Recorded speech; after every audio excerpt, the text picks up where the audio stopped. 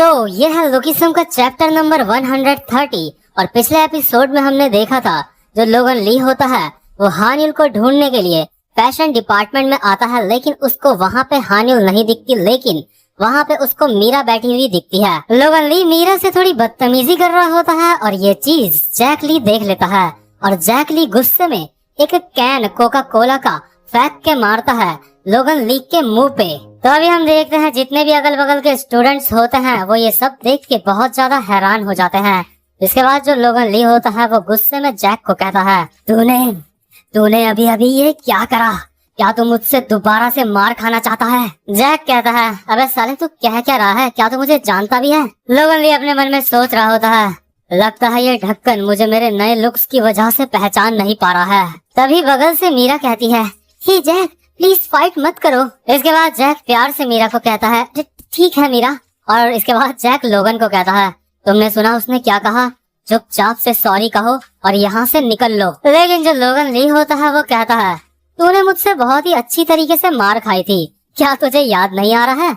मुझे लगता है तुझे याद दिलाने के लिए मुझे तेरी एक और बार धुलाई करनी पड़ेगी। इसके बाद जैक कहता है, तो सच में बहुत बड़ा पागल है और अगर तूने मुझे अभी सॉरी नहीं कहा तो मैं तेरा बहुत ही ज्यादा बुरा हाल करने वाला हूँ। तो जो अभी लोगन ली होता है स्माइल करते हुए अपने मन में सोच रहा होता है, क्या कि ये बंदा काफी ज्यादा फास्ट है तो मैं इसको इसकी बॉडी के नीचे से अटैक करूंगा इस पे। लोगन ली जैक को मारने के लिए ज्यादा टाइम वेस्ट नहीं करना चाहता, तो इस बार भी वो वही ट्रिक अपनाता है जो उसने पहले अपनाई थी।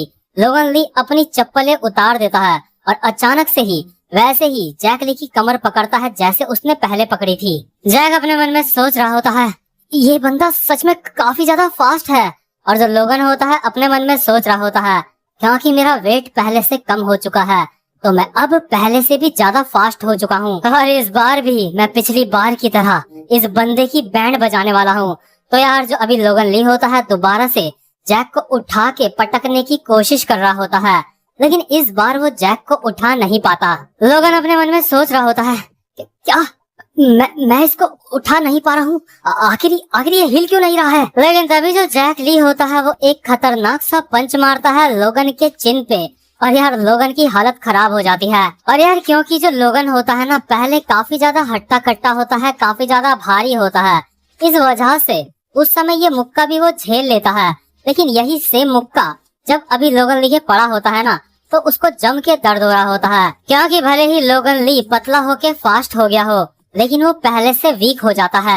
और जैसा कि मैंने आपको कहा था कि वो पतला एक्सरसाइज करके नहीं हुआ होता, वो कमरे में रो रो के और हानिल की याद में हुआ होता है वो पतला। पहले जो लोगन ली की बॉडी थी वो ऐसी फाइट्स के लिए काफी ज्यादा सही थी, जैसे उठा के फेंकना, पकड़ना।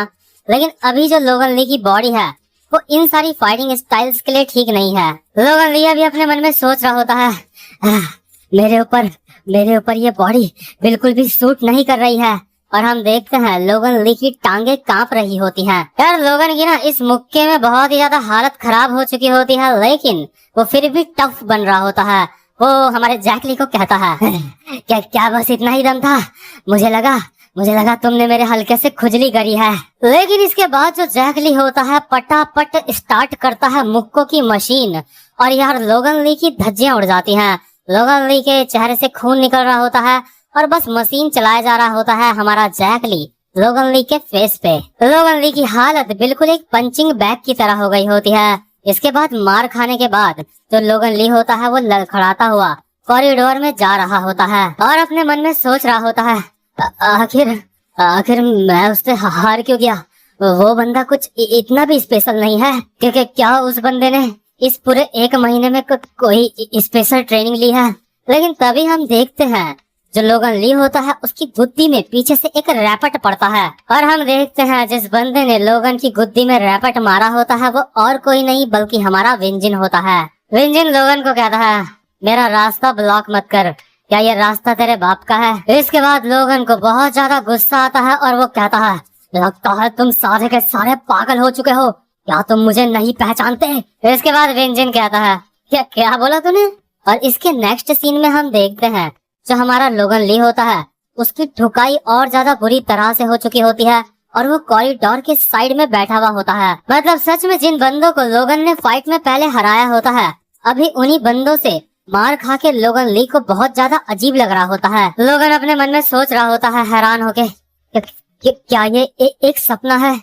मैं बहुत ज्यादा कमजोर हो चुका हूँ। लेकिन तभी हमारा वास्को यहीं बगल से गुजर रहा होता है और वो लोगन को देखता है ऐसे जमीन में पिटी हुई हालत में। तो जो वास्को होता है वो कहता है, हे क्या तुम ठीक हो? लोगन अपने मन में सोच रहा होता है क्या ये ढक्कन भी मुझे नहीं पहचान पा रहा है। वास्को लोगन को कहता है, हे बच्चे, लगता है तुम्हारी बहुत ही बुरी तरह से पिटाई करी है किसी ने। लो मेरा हाथ पकड़ लो, मैं तुम्हें खड़ा उठा देता हूँ। लोगन अपने मन में सोच रहा होता है कि क्या ये मेरे ऊपर दया कर रहा है? लगता है मुझे इसे जान से मारना पड़ेगा। लोगन वास्को को कहता है कि क्या तुम मुझे कमजोर समझ रहे हो? मैं तुम्हारी धज्जियां उड़ा दूंगा। लेकिन यार जो वास्को होता है ना, वो अभी भी लोगन की तरफ बहुत ही दया भरी नजरों से देख रहा होता है और लोगन के लिए ये बहुत ही बड़ी इंसल्ट वाली बात होती है। लोगन अपने मन में सोच रहा होता है, आखिर ये मेरे साथ ऐसे बिहेव क्यों कर रहा है जैसे मैं कोई बेचारा हूँ। लेकिन तभी यहाँ पे जेस आ जाता है और वास्को जेस के साथ चला जाता है। लोगन ली अपने मन में सोच रहा होता है, आखिर तुम कहाँ जा रहे हो? यहाँ वापस आओ, मैं तुम्हारी बैंड बजा दूंगा। तो अभी जो जेस होता है वो वास्को से पूछता है, हे वास्को, आखिर वो बंदा कौन है? वास्को कहता है, कोई नहीं जेस, वो बस एक बहुत ही बेचारा बच्चा है। और यार क्योंकि अभी लोगन ली की हालत बहुत ज्यादा खराब होती है, तो इसलिए जो जेक गैलगोंग होता है वो वहाँ पे आता है और कहता है, मास्टर, आपकी हालत बहुत ज्यादा खराब लग रही है। एक मास्टर की हालत ऐसी नहीं हो सकती। तुम्हारे ऊपर मुझे दया आ रही है। अब मैं किसी को ये भी नहीं बता पाऊंगा कि तुम मेरे मास्टर हो। आखिर उस बात का क्या हुआ जो तुमने मुझे कहा था कि हम दोनों मिलके दोनों इस स्कूल पे राज करेंगे। और जो लोगन होता है अपने मन में सोच रहा होता है, क्या ये ढक्कन भी अब मेरे सामने चौड़ा हो रहा है मुझसे? जो लोगन होता है वो जेक गैलगोंग के बाल पकड़ता है और कहता है, अबे साले अपना मुंह बंद कर। और जे गैलगोंग के काफी ज्यादा दर्द हो रहा होता है और अचानक से जे गैलगोंग भी लोगन के फेस पे एक मुक्का मारता है खतरनाक सा। लोगन अपने मन में सोच रहा होता है, मैं पूरी तरह से बदल गया हूँ। आखिर ये सब कुछ मेरे साथ क्या हो रहा है? और इसके बाद जो जे गैलगोंग होता है वो भी लोगन से फाइट करने लग जाता है और इन दोनों की फाइट ना बहुत ही ज्यादा बराबरी की हो रही होती है। लोगन भी जे गैलगोंग को मार रहा होता है और जे गैलगोंग भी लोगन को अच्छी तरह से धो रहा होता है। लेकिन लोगन ली ने किसी टाइम पे जुजुत्सु फाइटिंग स्टाइल भी सीखा होता है, इस वजह से वो जैसे तैसे जे गैलगोंग को हरा देता है। लेकिन यार जे गैलगोंग ने भी ना लोगन को काफी पीटा होता है और जो अभी लोगन होता है हांफते हांफते अपने मन में सोच रहा होता है, आखिर ये सब क्या हो रहा है मेरे साथ? मैं लोगन ली हूँ क्या मेरी सारी ताकत खत्म हो चुकी है? नॉर्मली मैं दिन में 7-8 बार लड़ाई करता था, लेकिन फिर भी मुझे थक नहीं लगती थी। लेकिन मेरी हालत अभी खराब हो चुकी है। तो क्योंकि अभी लोगन की इज्जत का पूरी तरह से भाजी पाला हो चुका होता है, इसलिए लोगन काफी ज्यादा गुस्सा हो जाता है। इसके बाद वो अपनी क्लास में जाता है और कहता है, मेरा दिमाग खराब हो चुका है, तुम सब मेरी बेइज्जती कर रहे हो। लोगन अपनी शर्ट निकालता है और कहता है, क्या तुम सब जानते हो आखिर मैं कौन हूँ? और जहाँ पे पहले लोगन की बस आवाज सुन के ही लोग डर जाते थे, यहाँ पे अभी सारे के सारे स्टूडेंट सोच रहे होते हैं, ये बंदा किसी एनीमे कैरेक्टर की नकल कर रहा है। मतलब सबको ये एक्टिंग लग रही होती है। स्टूडेंट्स आपस में बात कर रहे होते हैं, अरे ये तो बिल्कुल ब्लैक गॉड की तरह नकल करी है इसने। मैंने ये वाला एनीमे कल ही देखा था। अब जो लोगन ली होता है वो पहले की तरह डरावना नहीं लगता, क्योंकि उसके हाथ में जो पहले मच्छी होती है अब वो बच्ची बन चुकी होती है, बच्ची मच्छी हो चुकी होती है अब। तो क्योंकि लोगन को कोई भी सीरियसली नहीं ले रहा होता है, अब उससे कोई भी नहीं डरता होता है, इसलिए जो लोगन होता है वो सीधा जा रहा होता है हानिल के पास उसको प्रपोज करने के लिए और अपने मन में सोच रहा होता है, हानिल, अब मेरे पास सिर्फ हानिल बची है। अगर मेरी जिंदगी में मेरे साथ हानिल होगी तो मैं ये सारा का सारा अपमान सह सकता हूँ। मेरे पास बस अब एक हानिल ही बची है। तो जैसे ही लोगन दोबारा से फैशन डिपार्टमेंट में जाता है, यहाँ पे भी उसको इस बार भी हानिल नहीं मिलती और एक लड़की लोगन को कहती है, हानिल वो तो बीमार है, इसलिए वो काफी दिनों से स्कूल नहीं आई है, वो घर में ही है। और ये लड़की लोगन को देख के अपने मन में सोच रही होती है, वाह ये बंदा सच में काफी ज्यादा हैंडसम है। लोगन हैरान होके अपने मन में सोच रहा होता है कि क्या वो यहाँ पे नहीं है, वो बीमार है? अच्छा, इसलिए मुझे हानिल स्कूल में नहीं दिख रही है। लेकिन तभी जो लोगन ली होता है उसकी नजर पड़ती है मोटी वाली क्रिस्टल के ऊपर और वो अपने मन में सोच रहा होता है, लेकिन आखिर ये लड़की कौन है ये मुझे देखी देखी सी लग रही है। और क्योंकि जो लोगन होता है ना वो मोटी वाली क्रिस्टल को पीछे से देख रहा होता है, इसलिए उसको अभी पता नहीं होता कि ये एक लड़की है। तो उसको लगता है ये वही मोटा वाला डैनियल है। और देखो लोगन ली का सिग्नल होता है कि जब भी वो पिकाचू बोलेगा तो जो मोटा वाला डैनियल होता है वो अचानक से डर के सीधा लोगन ली के पास आ जाता है। इसलिए जो अभी लोगन ली होता है वो पीछे से कहता है क्रिस्टल के पिकाचू। लेकिन जो क्रिस्टल होती है उसी के आगे वाली बेंच में हमारा हैंडसम वाला डैनियल बैठा होता है और लोगन के मुंह से पिकाचू शब्द सुनते ही वो अपनी सीट से उठता है और कहता है पीका पीका।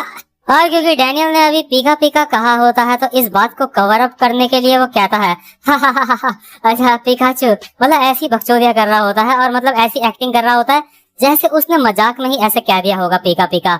और अपने मन में सोच रहा होता है मैंने खुद से पीका पीका नहीं कहा था, वो मेरे अंदर से अपने आप ही निकल गया। मुझे पक्का यकीन है ये जो अभी मुझे आवाज आई थी वो पक्का लोगन ली की थी। लोगन डैनियल को देख के अपने मन में सोच रहा होता है ये तो वही ढक्कन है जो हानिल के साथ था। लोगन डैनियल को कहता है अबे मेरी तरफ क्या देख रहा है बे, क्या तो खेलना चाहता है कुछ। और जो मोटी वाली क्रिस्टल होती है अपने मन में सोच रही होती है आखिर ये क्या कर रहा है, मुझे लगता है यहाँ पे सारे के सारे लोग बहुत ज्यादा शो ऑफ कर रहे हैं। तभी जो लोगन ली होता है वो क्रिस्टल के पास आता है और उसके चेहरे को पकड़ता है और ध्यान से देख रहा होता है और कहता है तुम बिल्कुल उसकी तरह लगती हो। अच्छा अब मुझे समझ आया, तुम एक लड़की हो।